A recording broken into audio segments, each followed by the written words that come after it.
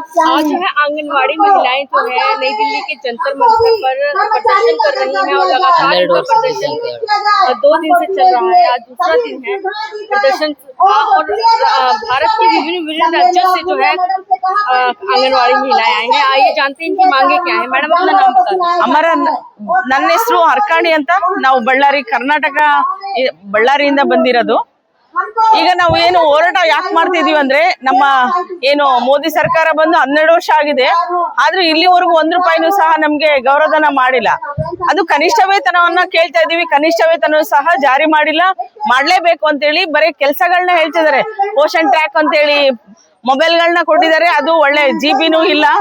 ಕಡಿಮೆ GB phone ಕಟ್ಟು ಕೆಲಸ ಮಾಡ್ಲಿಕ್ಕೆ ಹೇಳ್ತಿದ್ದಾರೆ. ಇದು ನಮ್ಗೆ ಹಿಂಸೆ ಆಗ್ತದೆ. ಹಾಗಾಗಿ ನಮ್ಗೆ ಒಳ್ಳೆ ಮೊಬೈಲ್ಗಳನ್ನ ಕೊಡಿ, ಫಸ್ಟ್ ನಮ್ಗೆ FRS ನ ತೆಗಿಬೇಕು ಅಂತ ಹೇಳಿ ನಮ್ಮ ಒಂದು ಡಿಮ್ಯಾಂಡ್ ಇದೆ. ಹಾಗಾಗಿ ಈ ಒಂದು ಏನು ಸರ್ಕಾರ ಏನ್ ಕೇಂದ್ರ ಸರ್ಕಾರ ನಮ್ಮ ಅಂಗನವಾಡಿ ಕಾರ್ಯಕರ್ತರ ಮತ್ತು ಸಹಾಯಕಿಯರನ್ನ ಬೀದಿಗಿಳಿಸಿ ಹೋರಾಟ ಮಾಡ್ಲಿಕ್ಕೆ ಇದು ಮಾಡ್ತಿರೋಂತ ಇದರಿಂದ ನಮ್ಗೆ ಹಿಂಸೆ ಆಗೋದ್ರಿಂದ ಈ ಒಂದು ಹೋರಾಟವನ್ನ ಹಮ್ಮಿಕೊಂಡಿದ್ವಿ. ಕನಿಷ್ಠ ವೇತನ ಜಾರಿಗೆ ಬರ್ಬೇಕಂತ ಹೇಳಿ ಹಾಗೆ ಏನು ಪೆನ್ಷನ್ ಬೇಕು ಅಂತ ಹೇಳಿ ಈ ಒಂದು ಹೋರಾಟವನ್ನ ಹಮ್ಮಿಕೊಂಡಿದೀವಿ. 2011ರಿಂದ ಏನು ಗ್ರಾಜ್ಯುಟಿ ಮಾಡಿದರೆ ಅದು ಗ್ರಾಜ್ಯುಟಿ ಬರ್ಬೇಕು ಅಂತ ಸಹ ನಾವು ಕೇಳ್ತಾ ಇದೀವಿ. ಗ್ರಾಜ್ಯುಟಿ ಅಮೌಂಟ್ ನ ಸಹ ಜಾರಿ ಮಾಡಿಲ್ಲ ಸರ್ಕಾರ.